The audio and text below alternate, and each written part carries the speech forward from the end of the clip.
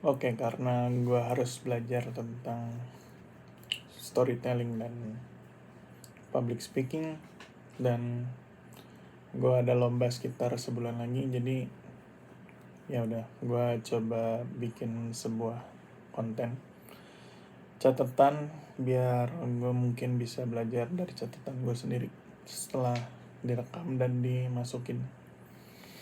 Oke, jadi yang pengen gue ceritain ini adalah kenapa gue bisa menang lomba storytelling yang diadakan oleh sebuah akun Instagram meme berkedok agama atau agama berkedok meme. Dan gue dapet juara 1, entah kenapa, mungkin karena gue satu-satunya yang mengikuti format mereka ya.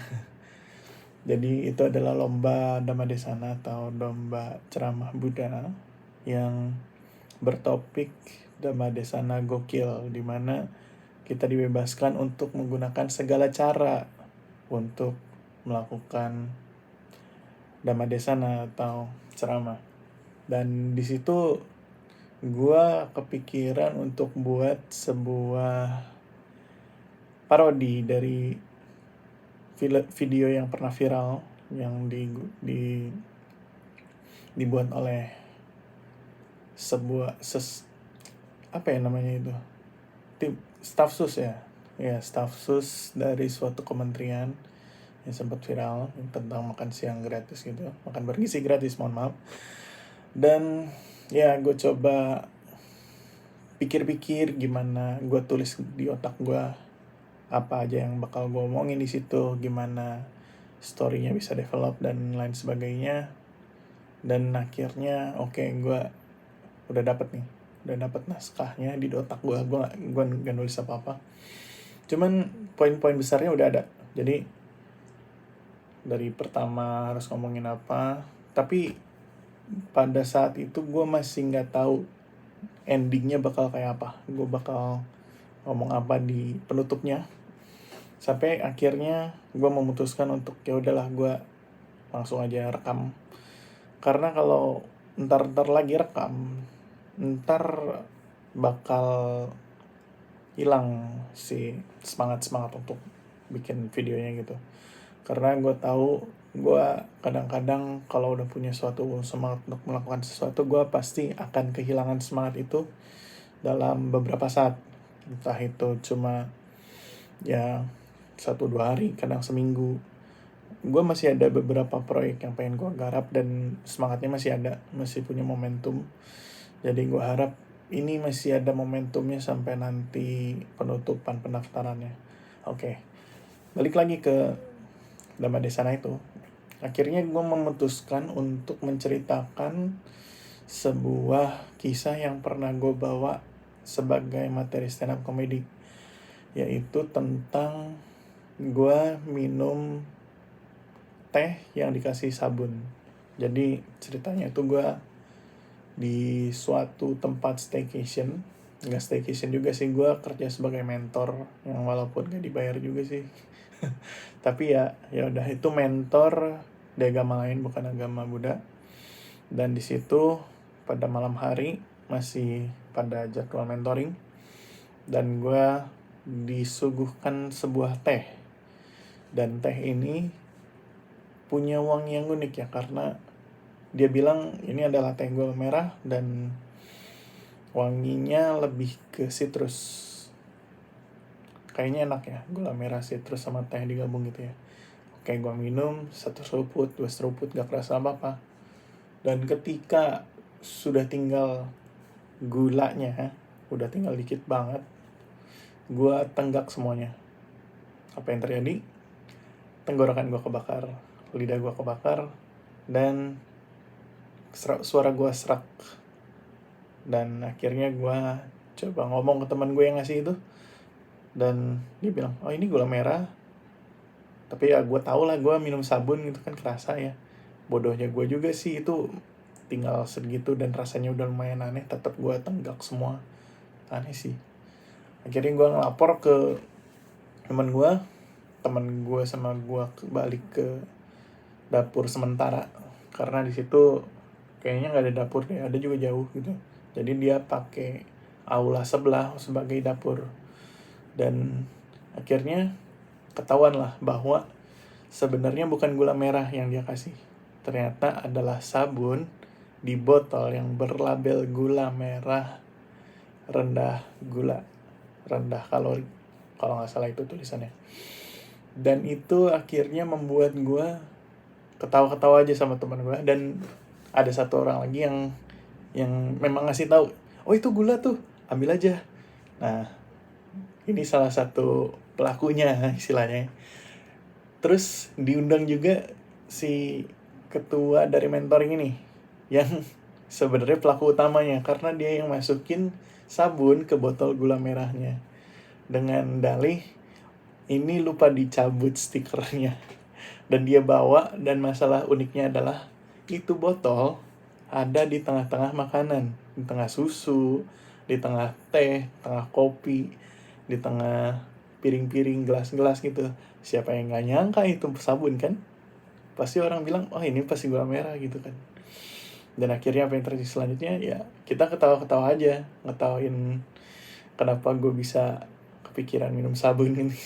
Dan untungnya ada seorang perawat, kalau nggak salah perawat ya, itu yang ngasih tahu gua bahwa ya udah minum susu aja, kita bawa susu kan banyak. Nah itu akhirnya dibawa susu, ada sekitar 4 kotak yang mereka bawa, 2 kotak susu vanila, 2 kotak susu coklat.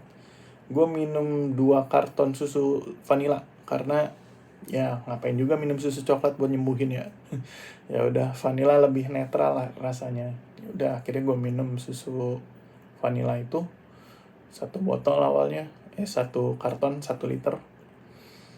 Gue udah lumayan oke. Terus akhirnya gue minum 1 lagi, dan akhirnya ya lactose intoleran, jadi pasti mencret lah ya.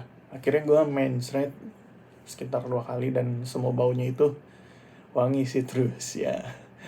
Ya boker gue wangi citrus karena ya itu sabunnya udah berhasil dibuang gitu.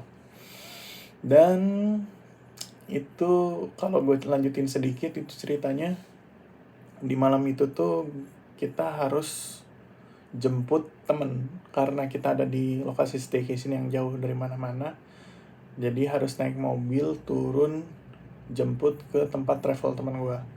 Dan itu ya gue udah nggak kerasa sakit perut sih, tapi ya gue dibicarain kita bertiga itu di mobil, dan semuanya ketawa-ketawaan sampai akhirnya kita jemput teman gue itu.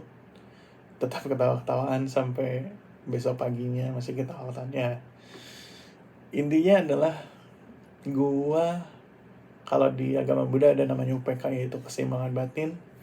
Gue berhasil membuktikan bahwa gue memiliki keseimbangan batin itu. Jadi gue nggak marah-marah ketika gue dikasih sabun, dan gue nggak sampai mau mukul kayak ya staff sus yang satu itu. Ceritanya kurang lebih kayak gitu sih. Dan akhirnya gue submit ke mereka dalam bentuk reels. Kalian bisa lihat Instagramnya. Dan itu adalah, anehnya adalah salah satu reels atau post Instagram gue yang paling laku. Dan padahal kalau lo lihat isi Instagram gue kan cuman gambar-gambar gue kan. Itu juga gambar-gambar kalau gue lagi bosen kuliah gitu. Gue biasanya gak pernah nyatet juga, jadi kadang-kadang tangannya gatel mau ngapain ya, akhirnya gambar gue biasanya. Habis gue gambar, kalau ternyata oke, gue post di Instagram. Dulu Instagram gue kayak gitu, tapi sekarang ya udah mulai bergeser lah, gue harus branding diri gue sendiri gitu. Dan ini salah satu momen yang tepat untuk memulai branding diri gue sendiri gitu, dengan bikin submission ya, ceramah bergaya anak muda, katanya sih gitu. Tapi setelah gue lihat pemenang nomor 2 itu serius banget sih bikinnya. Kayak dia punya story-nya kayak apa, terus dia jelasin akar permasalahannya apa, terus ada sampai solusinya gitu. Wah, bagus lah. Kayaknya kalau gue gak submit dia juara 1. Ya iyalah, orang dia juara 2 ya.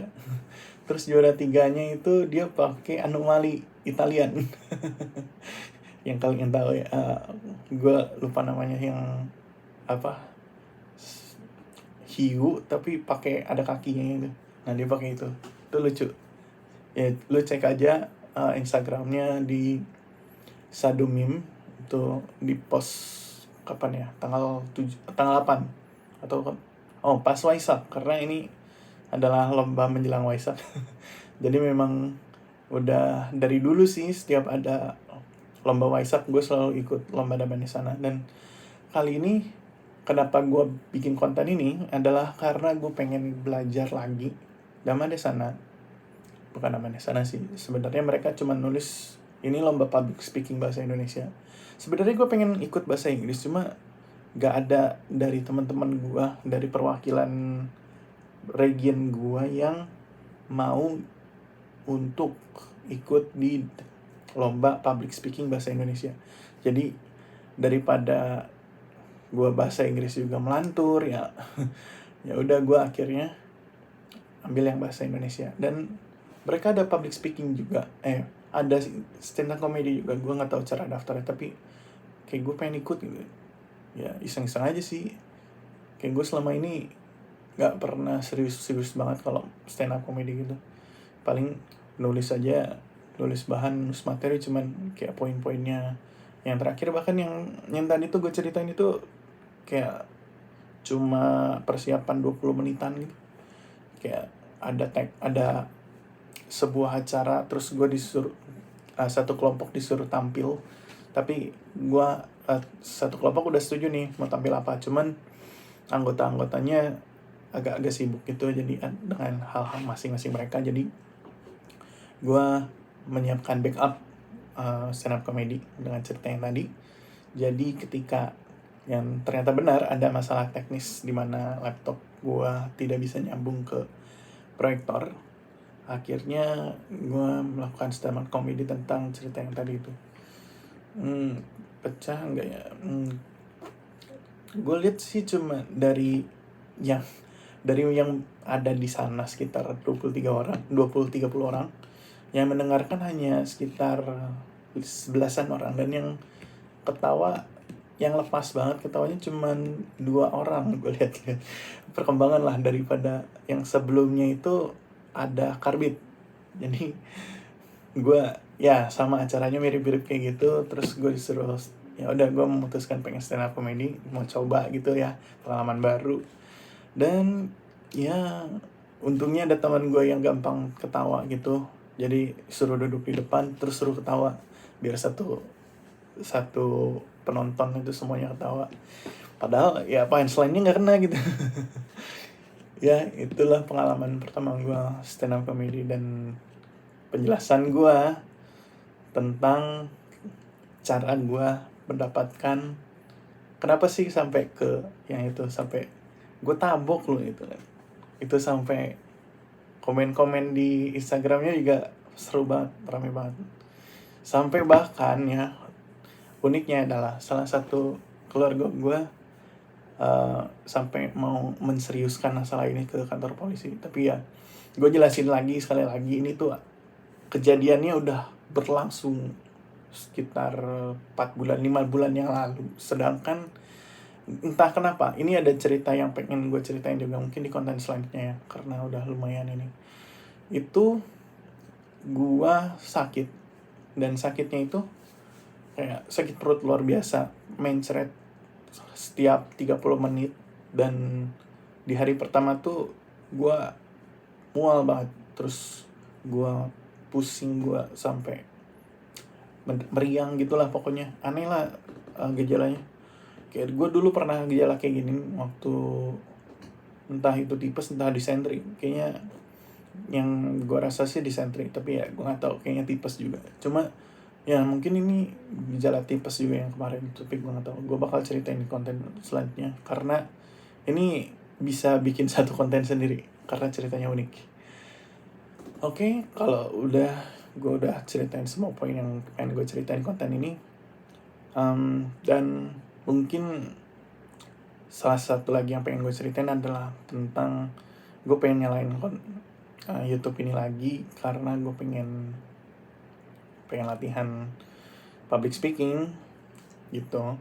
Gue lihat beberapa ahli juga ngomong, lu tuh harus coba latihan di depan cermin setiap hari sekitar 20 menit. Nah, gue pengen pakai ini buat gue rekam dan gue post di YouTube, biar kalau suatu saat gue bosan, gue pengen lihat apa yang bisa gue kembangin dari cara gue ngomong.